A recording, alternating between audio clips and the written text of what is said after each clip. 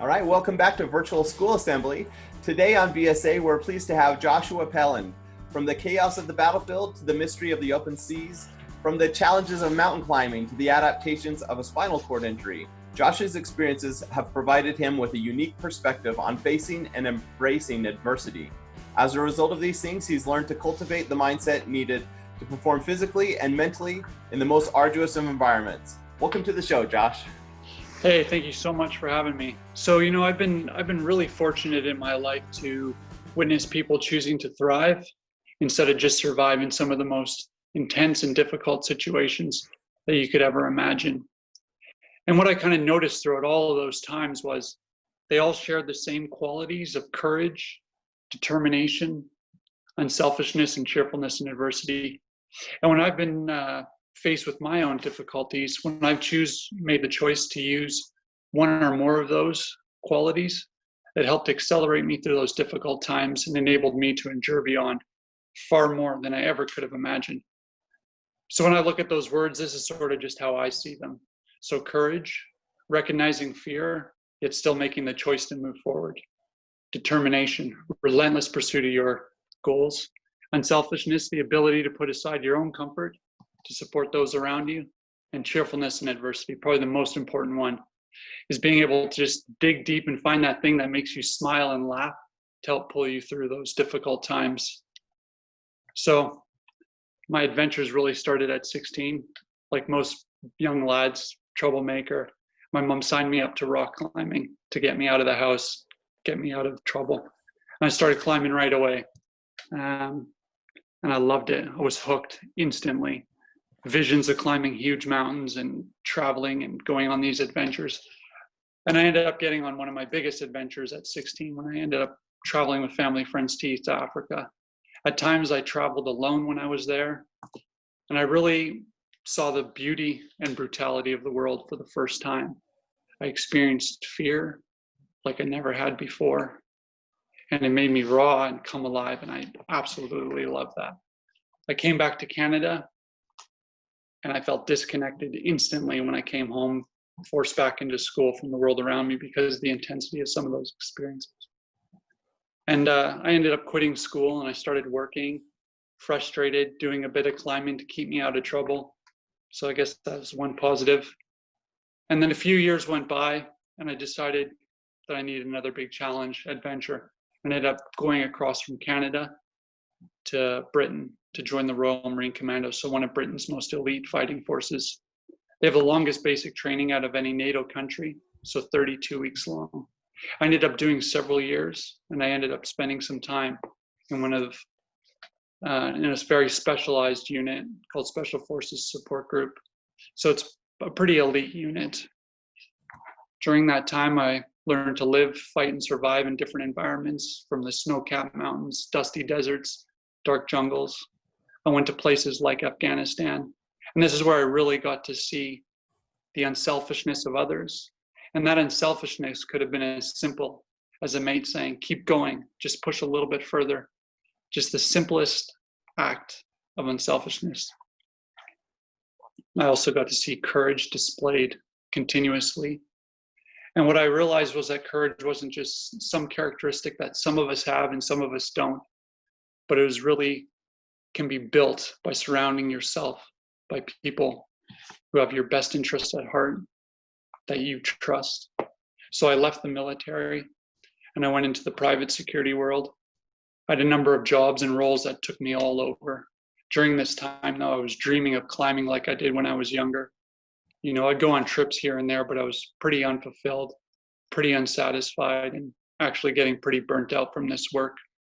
So I went back home to South Africa where I was living at the time after one of my jobs, and I decided it's time to go home. So packed up my essentials, my toothbrush, all my climbing gear, arrived back home in Canada, and was welcomed by a frozen January. And I just started climbing full time. In the climbing world, I was what you would call a dirtbag, just living out of my truck, traveling everywhere, chasing the weather and all the good climbing spots. And I managed to get up some of Canada's best routes for mixed climbing. So that's where you go between sections of rock and ice using your ice tools and your crampons. So those spikes on the bottom of your boots balancing on tiny little wedges, twisting and torquing your picks into cracks so you get to the ice and swing into it. I even loved ice climbing, and I honestly have no idea why, because I was always freezing cold, wet, and miserable. Even loved the long slogs on mountaineering routes, but rock climbing was my favorite from where I started as a young lad. You know, crack climbing was the best, wedging and twisting my fingertips or my hand or into a granite crack, having no option but to stay in this crack and make it hundreds and hundreds of feet to the top. I remember times I would look over and it was like a sea of smooth granite, looking down at this patchwork of green treetops where time used to stand still because you were so focused on what you were doing. And pretty much almost 4 years ago, June 12th, 2016, I was out in Squamish, so on the west coast of Canada, one of Canada's biggest rock climbing areas. And I went out for a day of rock climbing by myself. I was doing a style of climbing called rope soloing, so that just meant that I had to manage all this rope work alone.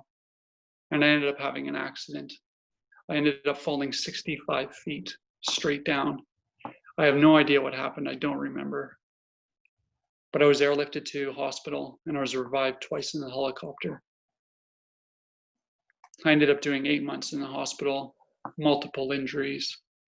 But the main injury was a complete sever of the spinal cord at chest level. I can't really explain it, but it almost feels like I'm floating here as I'm sitting in my wheelchair. There's absolutely no function below. And it was a hard time, especially the first month. I don't really remember much of it, but I drifted in between reality and horror. I kind of go into more detail when I share my story with audiences about this. I reverted back to the last bit of trauma that I would have gone through, and that would have been in Afghanistan several years earlier. Second month, I was just laying in bed, kind of getting to grips with my new reality. And the third month is when I started my physiotherapy and rehab. And I was scared, I was seeing a lot of pain and depression around me from the other patients in the hospital. And I knew that I couldn't fall into that depression. And I had to just step back, take a few breaths, kind of figure out what was going to happen. And I was scared. Many times in my life, I'd experienced this fear and adversity, and many times I had failed. When I stepped back, though, it gave me the ability to compose and control myself, to shift my focus into the positive, and then commit. And I got really lucky early on when I started getting visited by people with spinal injuries, and they shared their stories with me. Most of them were para-athletes, and they introduced me to a group of recreational hand cyclists. So I started joining them for some rides. I met my first cycling coach there, and he introduced me to this group of athletes that he had, and I started training with him. So 3 times a week, I'd go after my physiotherapy and rehab and start training with him. At the start, I could barely get on and off the bike myself, let alone spin my arms for a couple hours at a time. But this is where this determination came in that was set so deep within me from early on. And I just kept this drive going, even though I didn't want to spin my arms and I could barely go for 10 minutes at times, And I was drained and emotionally and physically drained from learning how to live in a new body and adapt to this new life. But I ended up coming out of hospital, feeling a lot better, a lot stronger. There was struggles, learning how to adapt to this and my new life, at home without the nurses around and all of this. But I kept to those goals that I had, that relentless pursuit of those goals that I wanted to do within cycling. So I've kept at that. I've been able to do some pretty huge endurance rides. 11 months post-injury, I went back into the mountains that I loved, and I wanted to ride from Jasper to Lake Louise over 200 kilometers. It was probably like my 4th time ever riding outside, and I never rode up any hills before. And now I was slowly going past these mountains that I'd climbed and routes that I'd hoped to climb. And that was really healing for me. Just like when I came back from all my adventures from the military and the private security world, and I was into climbing, that was like a healing time for me. So that's where I am now, is I'm pretty much training full time as a para athlete with hopes of going to World Cups and Paralympics one day. And I get to train with some top athletes here in Canada, all over the States, and race all over there in Canada as well. So that's pretty much where I'm at now, you know. And I would encourage everyone kind of listening to this, you know, to embrace the adversity that you're in, you know, seek it and compound those experiences into stepping stones for later on in life. And that adversity may appear in your life as school trouble, if you're in school, trouble at home, might be fear of the unknown. Adversity could also be the decision to reach out and ask for some help when you know that you need it. I know that adversity that I had built and buried inside of me has not left me and has enabled me to endure beyond far more than I ever could have imagined. So just kind of in closing, I guess, to my little talk here, is we got to be bold in what we want. We have to face our fears with courage, be cheerful and unselfish in all that we do. And when it all goes wrong, because it always does, and I know it has for me, and it always does, to just dig deep, find something inside of you that can make you laugh, even if it's the smallest thing that's going to turn your life around, and just switch those moments into something a little bit more joyful and positive. So yeah, that's my spiel.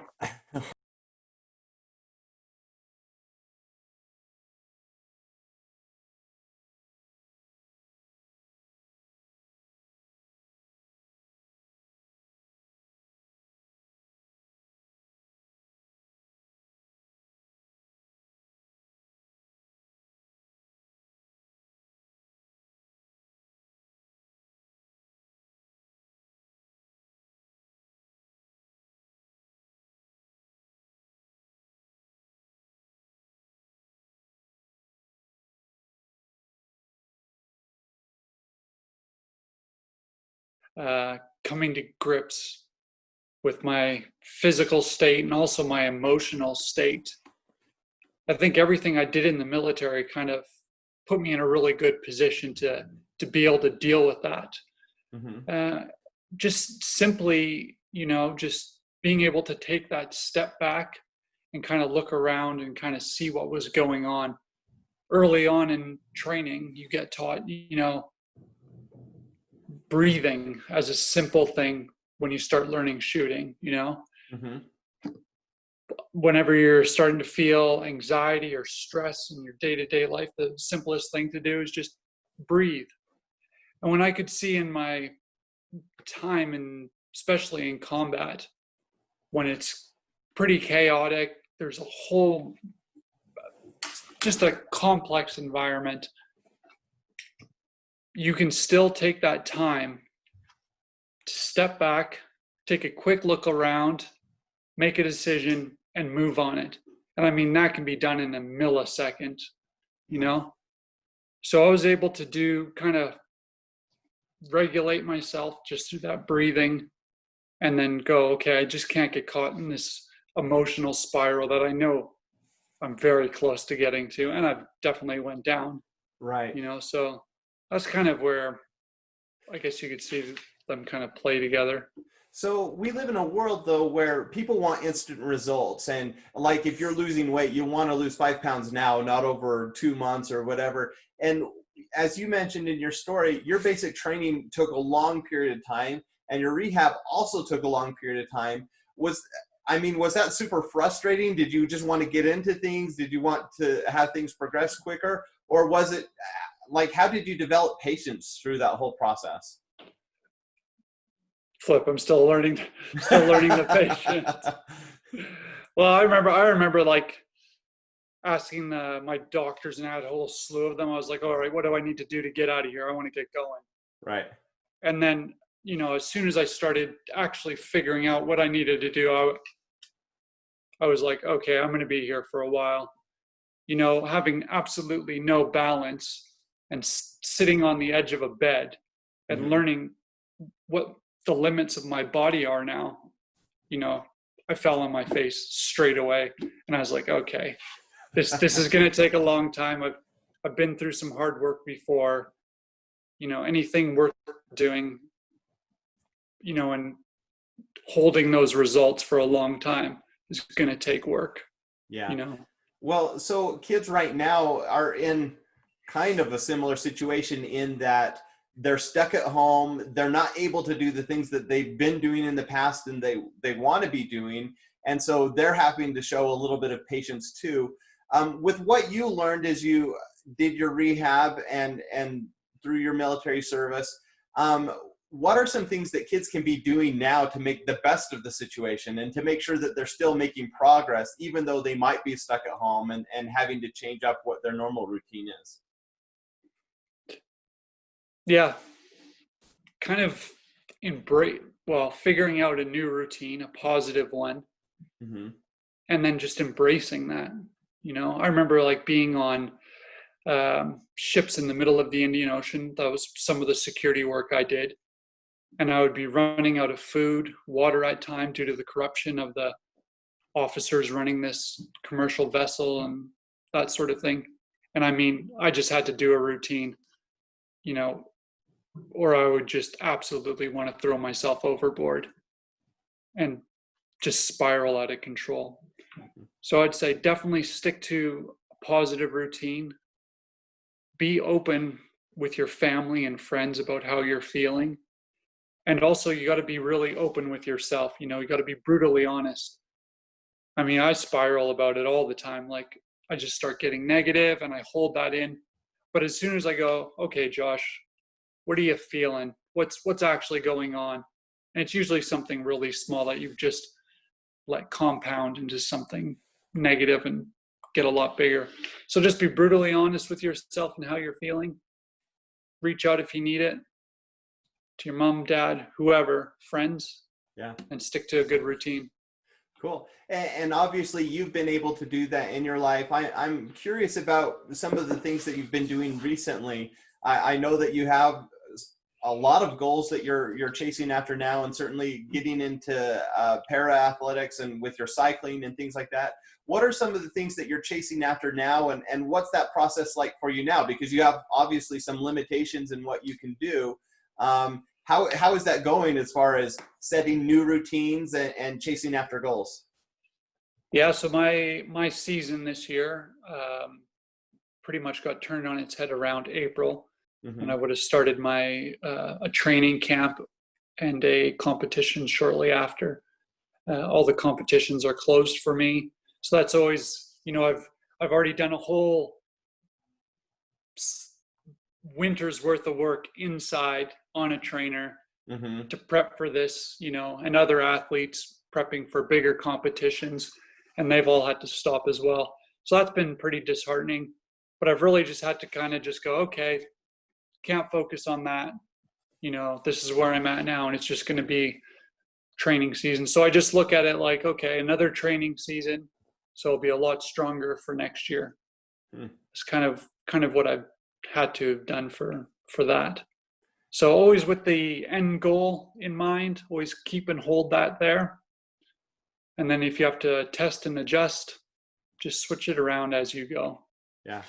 That's interesting with the seasons. We had Mark Pattison on the show a few weeks ago, and he's a former NFL receiver who's trying to do the 7 summits. And so he's in mountain climbing.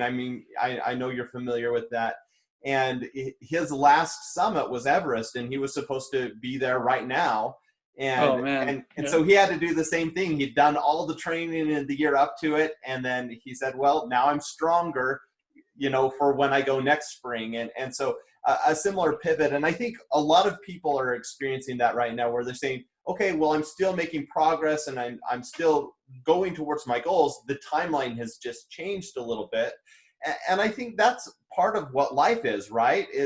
We're developing as humans. Yeah, we want to check off boxes and say we accomplished this, we accomplished that. But ultimately, it's about the progress we're making.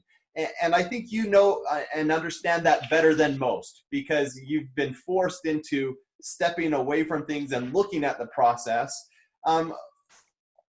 with that in mind, can you talk about maybe some of the silver linings of the bad things that have happened to you? Maybe how it's made you a better person by having to go through these trials? Yeah, I would say on that perspective, you know, I think I used that quite early on in my military training, uh, stuff afterwards and operations and harder exercises and training as well. Just perspective. I always thought, okay, somebody else has been here before. I can pound through this. They've done it. I'm no different, you know. And then when I've been faced with some major disruptions, obviously spinal injury, you know, in the prime of my climbing with huge goals and ambitions and, you know, heading on that trajectory and all that stopping overnight. I just think perspective again, you know, it's changed. I've just got to shift my focus and go for it. But saying all that, you know, that's easy for me to go, yeah, I just shifted my focus, but heck, you know, that's like, there's, you know, it's 4 years on and I still wish I could go climbing. And, Of course. you know, I lay in bed some mornings and I'm like, oh, bloody heck, this is annoying, you know, or, you know, I have no control over my bladder and I peed the bed twice in the same night, you know, and I'm 35 years old. So I just got to laugh about it and take it on the chin, you know, day at a time, just Right. shuffle it off. But yeah. Cool. Well, I think that the cool thing about seeing your story is that you're coming out on top, that you're even a better person now than you were before, and you're still moving forward and progressing. It's an inspiring story. One thing that bothered me a little bit about your story, so I have to ask you about it. You mentioned that when you were younger, you weren't a great student, you didn't love school, you had issues with that, but obviously now you've changed in some regards. I mean, you're a lifelong learner. You're trying new things all the time. You're Yeah. developing new skills. So where did that change in mindset come from? And how do you approach learning now? Oh, good question. Yeah, I'll say learning now. Well, I guess let's go back. So I guess when that shifted was when I had to do a lot of math in the military. And I was like, okay, I should have paid attention here years ago for this. And I think I've always enjoyed learning, Mm-hmm. you know, but definitely not sitting in a classroom and just being, you know, fed the information, but actually going in and experiencing it, you know, getting the raw deal out of it, the raw learning, I guess you could say. And now what I enjoy doing is I enjoy reading different articles, different things of broad spectrum. I just love feeding myself with this different information. And that could be anything and everything kind of deal. So If that makes sense. no, that's great. And I appreciate that. You know, as a school teacher, I have to talk about learning in school, but I don't think your experience is too different from most adults, that some did really well in school, some didn't do as well, but the adults that are doing well now are the ones that continue to learn. So you don't have to learn in a school setting. And a lot of people don't do well with, you know, textbooks and being in a classroom. But when you decide you want to be a lifelong learner and pursue different goals and passions, that's where, you know, that's where the training and the education does come in handy. So I'm glad that, you know, that you're still a learner now, even though you're not in school anymore. That's encouraging. Yeah, definitely. Good. Well, as we wrap up here, do you have any final advice for students in how that they can continue to pursue their goals and their passions? Yeah, I would just say, just keep that end goal in mind, whatever it is, and however far away it is. Don't get disheartened if you don't get there. You know, it's just, you can just switch to something else, and probably along that journey to get to that end goal, something else will probably come up, or you'll find another way to navigate around whatever challenges you face. But you got to be honest with yourself and open with yourself to when that happens and how you're feeling, especially when it hits you right in the face and you get big rude awakening or big disruption. Mm-hmm. Just put your head down and keep plowing forward. Awesome. Thanks, Josh. Well, if kids want to learn more about you or connect with you, where's the best place to go? So best place would just be go right onto my website, joshuapelland.com. From there, you can find my social media links.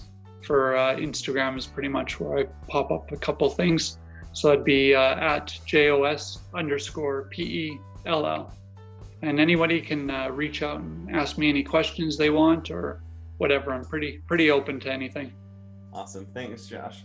I appreciate your time today and your message. Hey, it's been great. Yeah, thanks so much for having me, and thanks to all your listeners. Cheers. Cheers.